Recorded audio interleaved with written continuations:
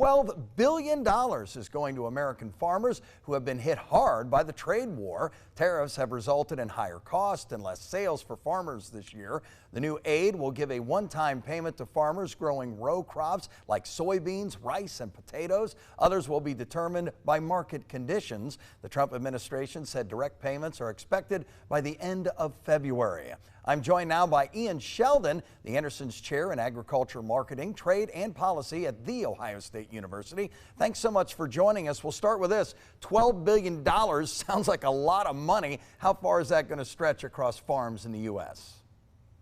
It's probably only going to cover about a third of the predicted losses that are facing major row crop farmers here in the United States. There's a study that's been cited quite a bit out of North Dakota State University that suggests losses are running in the range $35 to $43 billion. So it's important, but it's not going to cover the complete range of losses that are being predicted right now for farmers.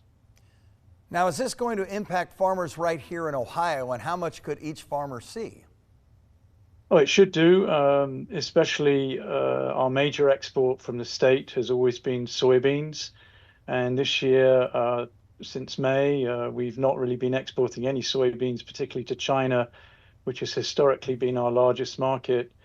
And if I understand the rules of the money being transferred to the farming sector, the maximum payout is going to be $155,000. And that would be for farms with an adjusted annual gross income of $900,000. So I think the objective is to help struggling farmers, but it's not going to cover all the effects of the trade war, as far as I can tell.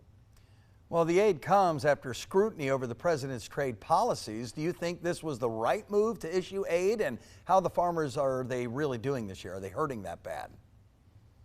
Well, I think from the farmer's standpoint, and I read the farming news, I think this will be seen as the right move.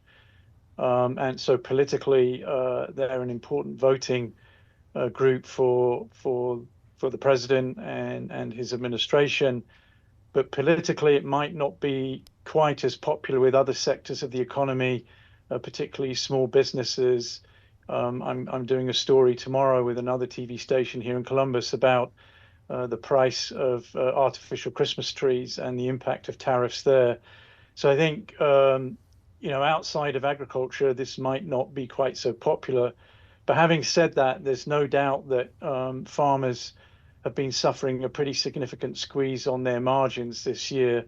So they're facing low commodity prices at the moment, and those prices were falling last year as well. And at the same time, they're facing high input costs, particularly fertilizers, chemicals, labor costs are going up, rents are still pretty high, and even though interest rates have been brought down today, they're still paying relatively high interest rates on their debt.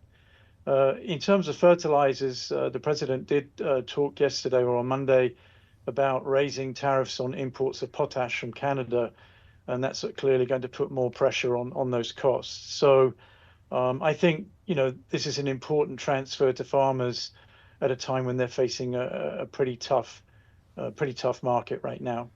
All right, Ian Sheldon, the Anderson's Chair in Agriculture, Marketing, Trade, and Policy at The Ohio State University. Thank you so much for joining us this afternoon.